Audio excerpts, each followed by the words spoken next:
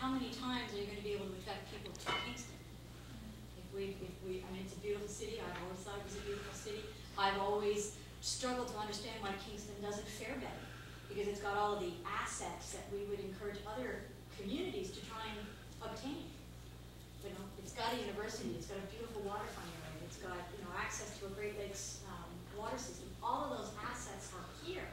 So where does it come up short in terms of tourism?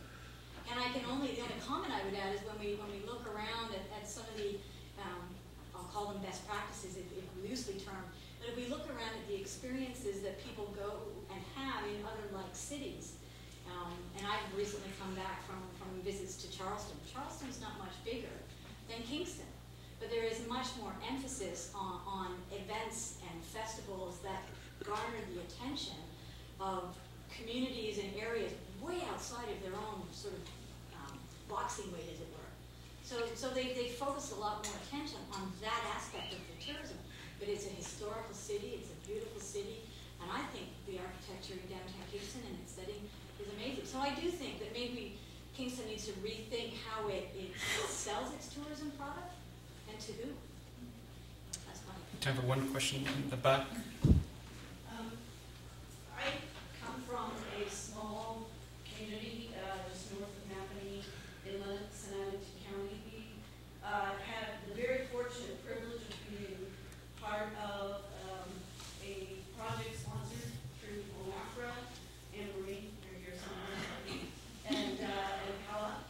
And one of our biggest issues, that we're dealing with right now, as we are in our third year, I think, of the project, is, and I really appreciate being here and learning more about resources that are available and what else is going on.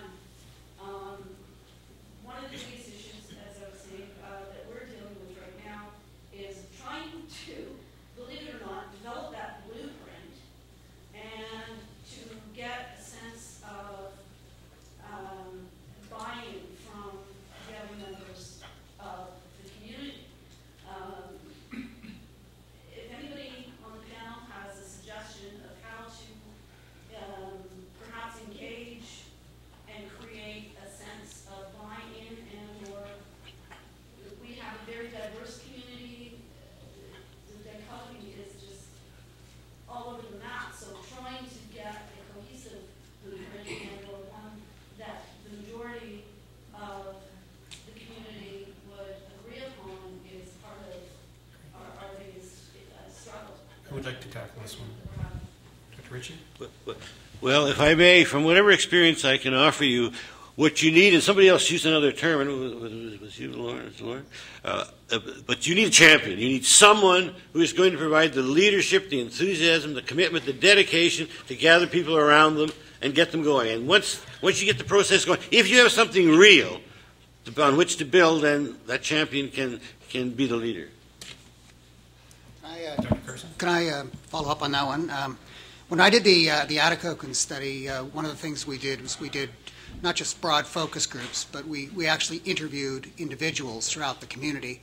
And I was quite surprised that a number of very senior people in the community really weren't even aware that there was a strategic process going on. And so getting buy-in from a community under those circumstances is a little bit tough. But I think that it's a mistake to think that everybody is going to agree, and they're just not. Your best shot at it is to the best of your ability, ensuring that everybody has had the opportunity to have a say. And sometimes you've got to seek them out, because often if focus groups are used or general meetings are used, you see the same people showing up all the time. And so you don't kind of get that breadth of buy-in. So I think there are two answers to the questions. You've actually got to go and make sure that you talk to as many people as possible. But you also have to have the courage to move ahead when you've got people that aren't on side. I'm afraid if I take one more question, Yolande's daggers that she's shooting in my back for going over the time. So I would like to wrap things up. I'd like to thank our distinguished panel, and I'd like to thank the group for their very interesting questions. Thank you very much.